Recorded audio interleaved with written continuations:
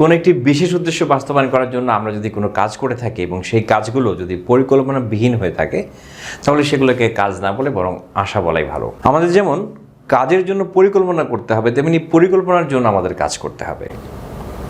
একটি YouTube channel তৈরি করার পূর্বে আপনি যদি কোনো পরিকল্পনা না করে থাকেন, কিছু প্রাথমিক কাজ না করে থাকেন, আপাতত দৃষ্টিতে সেই পরিকল্পনা বা কাজের জন্য আপনার যদি মনে হচ্ছে যে হয়তো সময় অপচয় হচ্ছে, বাস্তবিক অর্থে সেটা সময় অপচয় নয়, বরং সেটি আপনার সময়কে অনেক সাশ্রয় করে দিচ্ছে। কারণ একটি চ্যানেল যখন আপনি তৈরি করবেন তখন আপনার মাথায় প্রথম দিন থেকেই কিন্তু 1 বছরের একটা টার্গেট কাজ করবে।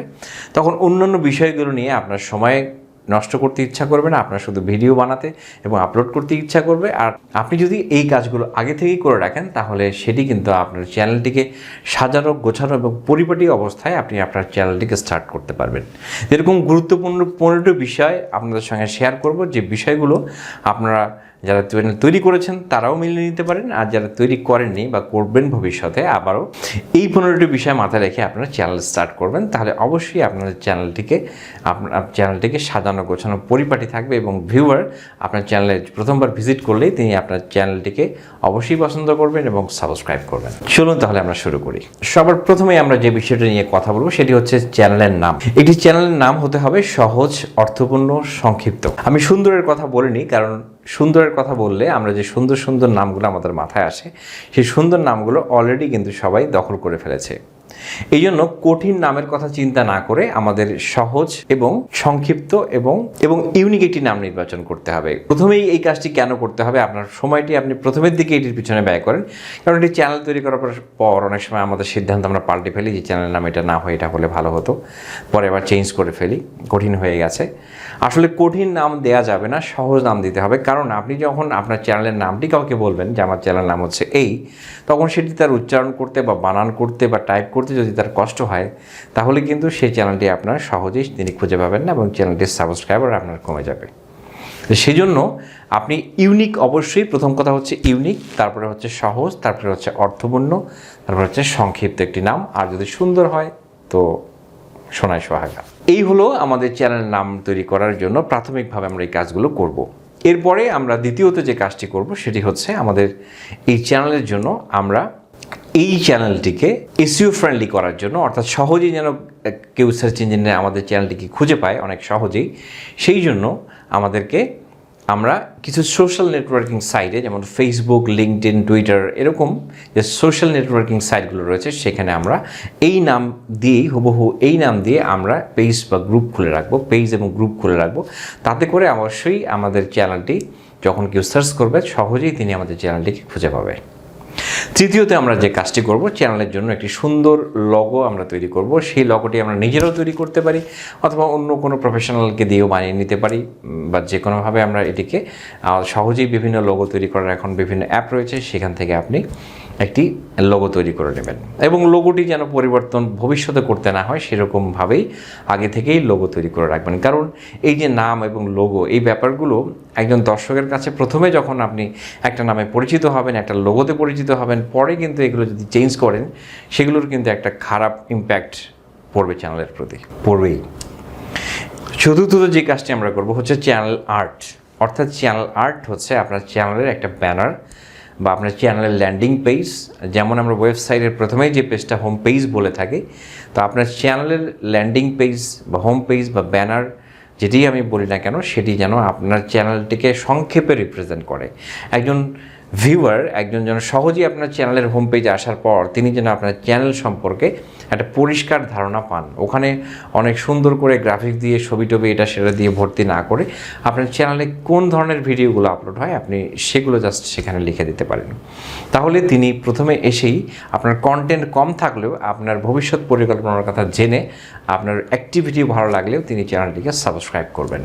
পঞ্চমত আমরা যেটি করব সেটি হচ্ছে চ্যানেলের জন্য ডেসক্রিপশন আমরা রেডি করে রাখবো, সুন্দর এবং সংক্ষিপ্ত, এবং যাতে করে অ্যাট এ গ্লান্স এখানেও একজন মানুষ আমাদের চ্যানেল সম্পর্কে ধারণা পেতে পারে। এরপর ষষ্ঠত আমরা যে কাজটি করব সেটি হচ্ছে চ্যানেলের ক্যাটাগরি নির্বাচন করতে হবে। আমাদের চ্যানেলটি কোন ধরনের ভিডিও আপলোড করবে এটি খুবই গুরুত্বপূর্ণ, কারণ এটির দিকে প্রথমের দিকে আমরা অনেকেই বাই ডিফল্ট যেটি থাকে সেটি যে বাই ডিফল্ট যে ক্যাটাগরি থাকে সেটি আমরা সিলেক্ট অবস্থায় থেকেই আমরা ভিডিও আপলোড তৈরি করা শুরু করি, যার কারণে আমাদের ভিডিওগুলো সঠিক মানুষের কাছে পৌঁছায় না। আমাদের চ্যানেলটি কোন ধরনের এবং সেটির জন্য কী ক্যাটাগরি সিলেক্ট করতে হবে সেটি জেনে আপনি অবশ্যই সেই চ্যানেলের ক্যাটাগরিটি নির্বাচন করবেন। সপ্তমত যে কাজটি আমরা করব সেটি চ্যানেলের জন্য আমরা সঠিক কিওয়ার্ড নির্বাচন করব। এই জন্য আপনার মতো যে অন্যান্য পপুলার চ্যানেলগুলো রয়েছে তাদের কিওয়ার্ডগুলো আপনি দেখবেন এবং সেই কিওয়ার্ডগুলো এবং আপনার যে ভিশন সেটিকে মিলিয়ে আপনি জনপ্রিয় কিছু কিওয়ার্ডগুলোকে নির্বাচন করবেন। এই 7টি বিষয় জানার পরে আমাদের যে জিনিসটি সম্পর্কে খুবই সতর্ক থাকতে হবে সেটি হচ্ছে ইউটিউবের কমিউনিটি গাইডলাইন, যেটি আমরা অনেকেই মানার চেষ্টা করি না, জানার চেষ্টা করি না, কারণ আমরা মনে করি আমার কন্টেন্ট ইউনিক, আমি কোনো স্ট্রাইক খাবো না। কিন্তু চ্যানেলের ভিউ বাড়ানোর জন্য এমন কিছু ভিডিও আমরা তৈরি করে ফেলি যে ভিডিওগুলো ইউটিউবের কমিউনিটি গাইডলাইনের বাইরে চলে যায়, তখনই আমাদের চ্যানেলে স্ট্রাইক আসে, চ্যানেল বন্ধ হয়ে যায়। দিনের পর দিন ইউটিউব কিন্তু অনেক কঠোর হচ্ছে, এখন স্ট্রাইক ছাড়াও চ্যানেল সাসপেন্ড হচ্ছে, যার জন্য আমাদেরকে কপিরাইট তো কোনোভাবেই কপিরাইট বা কমিউনিটি গাইডলাইনের স্ট্রাইক যেন আমাদের চ্যানেলে না আসে সেজন্য অবশ্যই কমিউনিটি গাইডলাইন আমাদেরকে জানতে হবে। তো কমিউনিটি গাইডলাইন কী সেটি সম্পর্কে সংক্ষেপে একটু বলে নিই। আমাদের ইউটিউব প্ল্যাটফর্মে 4 শ্রেণীর কিন্তু এখানে মানুষ আমরা কাজ করি। একটা হচ্ছে ইউটিউব নিজে, যে প্রতিষ্ঠান আমাদেরকে ভিডিও আপলোড করতে দেয়। দ্বিতীয়ত এখানে বিজ্ঞাপনদাতা থাকে যারা ভিডিওতে বিজ্ঞাপন দেন। তৃতীয়ত আমরা যারা কন্টেন্ট ক্রিয়েটর, যারা আমরা ভিডিও আপলোড করি। চতুর্থত যারা হচ্ছেন ভিডিও দেখেন। এই 4 শ্রেণীর মানুষের কোনো স্বার্থ যেন ব্যাঘাত না ঘটে, বিভিন্ন কোম্পানির যেন স্বার্থ ব্যাঘাত না ঘটে, কোনো ব্যক্তি বা প্রতিষ্ঠান আর্থিকভাবে, সামাজিকভাবে, ধর্মীয়ভাবে, রাজনৈতিকভাবে বা দেশীয়ভাবে কোনোভাবে কোনো শিশু, অর্থাৎ বিভিন্ন বিষয় মাথায় রেখে একটা নীতিমালা তৈরি করা রয়েছে। যে নীতিমালার বাইরে আমরা যদি কোনোভাবে আমাদের ভিডিওর ভিউ বাড়ানোর জন্য এরকম কোনো ভিডিও তৈরি করে ফেলি যেটি ইউটিউবের কমিউনিটি গাইডলাইনের বাইরে চলে যায়, তাহলে কিন্তু এটি আমাদের জন্য শুধুমাত্র পরিশ্রমটা বৃথাই হয়ে যাবে। অর্থাৎ আগে থেকে এই বিষয়গুলো জেনেই আমাদের ভিডিও তৈরি করাটা অত্যন্ত বুদ্ধিমানের কাজ এবং এখানেই আমাদের টাইমটাই বেশি ইনভেস্ট করতে হবে। 9 নম্বর পয়েন্টটি হচ্ছে যে আমাদের অ্যাডভার্টাইজমেন্ট ফ্রেন্ডলি ভিডিওগুলো সম্পর্কে জানতে হবে। অর্থাৎ কোন কোন ভিডিওতে ইউটিউব অ্যাড প্রদান করে থাকে সেগুলো আমাদের জানতে হবে এবং সেগুলো যদি আমরা না জানি তাহলে কিন্তু আমাদের ভিডিওগুলো ইউটিউবের মানসম্মত হবে না, ইউটিউব সেখানে বিজ্ঞাপন দেবে না, ইউটিউবের সেই ভিডিওগুলোর প্রতি ইন্টারেস্ট থাকবে না। কোনগুলো ইউটিউবের অ্যাডভার্টাইজমেন্ট ফ্রেন্ডলি ভিডিও হবে সেগুলো আপনারা জেনে নেবেন এবং সেগুলো জেনে যদি সেই মানের ভিডিও তৈরি করেন তাহলে আপনার চ্যানেলে ভিডিও অ্যাডভার্টাইজমেন্ট আসবে। যদিও আপনি সেই রেভিনিউটি পাচ্ছেন না, কিন্তু আপনার চ্যানেলটি একটা ইউটিউব স্ট্যান্ডার্ড চ্যানেল হিসেবে ইউটিউব মনে করবে এবং তাহলে আপনার চ্যানেলটি ভবিষ্যতে গ্রো করার সম্ভাবনা অনেক বেশি থাকবে। এবারে 10 নম্বর পয়েন্ট নিয়ে আমরা কথা বলবো। সেই 10 নম্বর পয়েন্ট হচ্ছে যে আমরা এরকম সব কিছু জেনে সবগুলো বিষয়গুলো মেনে 12 থেকে 15টি ভিডিও আমরা তৈরি করে ফেলবো। 11তম যে কাজটি আমরা করব, এই ভিডিওগুলোর জন্য আমাদেরকে থাম্বনেইল তৈরি করতে হবে, যেটি খুবই গুরুত্বপূর্ণ। একটি থাম্বনেইল হচ্ছে আপনার ভিডিওর উদ্দীপক। ওই থাম্বনেইল দেখেই কিন্তু আমরা কোনো একটা ভিডিওতে ক্লিক করি, তারপরে কিন্তু আমরা ভিডিও টাইটেলটা দেখে থাকি। তো চ্যানেলের থাম্বনেইল খুবই গুরুত্বপূর্ণ একটি বিষয় এবং কিভাবে একটি সুন্দর থাম্বনেইল তৈরি করা যায় এবং সেখানে কোন কোন বিষয়গুলো আমাদের করণীয়, কোন কোন বিষয়গুলো আমাদের বর্জনীয়, এটি নিয়ে আগামীতে একটি ভিডিও তৈরি করবো ইনশাল্লাহ। আপনারা অবশ্যই পাশে থাকুন, সেই ভিডিওটি দেখলে অবশ্যই উপকৃত হবেন। 12তম যে পয়েন্টটি সেটি হচ্ছে এই ভিডিওগুলোর জন্য আমাদেরকে খুবই সংক্ষেপে 100টা ওয়ার্ডের মধ্যেই আমাদেরকে এখানে আমাদের টাইটেলটা নির্বাচন করতে হবে, যেন এটি কিওয়ার্ড নির্ভর হয়। মানুষ যেন এই ধরনের ভিডিওগুলোই যেন খোঁজার সময় এইরকম কথা লিখেই যেন খুঁজে, এটা আমাদেরকে মাথায় রাখতে হবে। এরকম করে আমরা একটা খুবই সুন্দর এবং সংক্ষিপ্ত করে আমরা সমস্ত জিনিসগুলো যেন এই টাইটেলের মধ্যে থাকে সেরকম করেই আমাদের টাইটেল তৈরি করে রেখে দিতে হবে ভিডিওগুলোর জন্য। 13তম যে পয়েন্টটি হচ্ছে সেটি হচ্ছে ভিডিওর জন্য আমাদের কিওয়ার্ড নির্বাচন করা, কিওয়ার্ড রিসার্চ করা, সেটি অত্যন্ত গুরুত্বপূর্ণ একটি জিনিস। এটি আমরা অবশ্যই ভিডিও রিলেভেন্ট হতে হবে। আমাদের ভিডিওর ভিউ বাড়ানোর জন্য আমরা অপ্রয়োজনীয় অপ্রাসঙ্গিক কোনো এখানে কিওয়ার্ড ইউজ করব না। যতটুকু সম্ভব এখানে গুরুত্বপূর্ণ এবং ভালো র্যাঙ্কের যে কিওয়ার্ডগুলো রয়েছে সেগুলো আমরা এখানে ব্যবহার করে থাকব। 14তম যে পয়েন্টটি সেটি হচ্ছে আমরা এই যে কিওয়ার্ডগুলো রিসার্চ করলাম সেই কিওয়ার্ডগুলোর মধ্যে থেকে ইম্পর্ট্যান্ট কিছু কিওয়ার্ড নিয়েই আমরা একটা ডেসক্রিপশন রেডি করব, যেন আমাদের ডেসক্রিপশনের মধ্যেও কিওয়ার্ডগুলো আসে। আমরা কিওয়ার্ড বসিয়ে দেব না, যেন কিওয়ার্ডের কথাগুলো আমাদের ডেসক্রিপশনে থাকে, যাতে করে এই ভিডিওগুলো ইউটিউবের নজরে আসে এবং বিজ্ঞাপনদাতারা যেন এই ধরনের ভিডিওগুলোতে আপনার বিজ্ঞাপন প্রদানে আগ্রহ প্রকাশ করে।